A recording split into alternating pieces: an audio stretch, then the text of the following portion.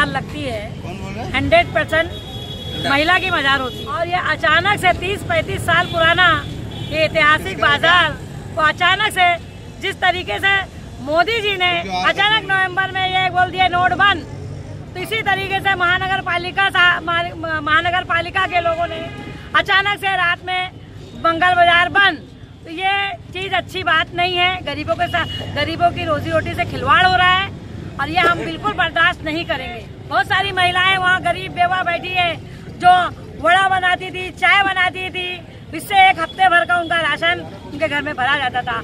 आज उनके घर में भुखमरी आ गई है। इस सिचुएशन को देखते हुए हम लोगों ने बहुत मर्तबा महानगर पालिका में गए, कमिश्नर साहब से मुलाकात की, लेकिन हमें कोई सही जवाब नहीं मिला। यहाँ पे कम से कम नहीं तो 4 से 5 हजार लोगों का रोजगार बंद है। अगर हमारी मांगे पूरी नहीं होगी, हमारे मंगल बाजार अगर ये चालू नहीं करे या उनके कहीं भी, जब तक का मंगल बाजार तुम कहीं और नहीं से उसको करके देते हो, जब तक ये मंगल बाजार वही चालू करना चाहिए। अगर ऐसा नहीं होगा तो हम बेमुद्दत भूख हड़ताल पर बैठेंगे।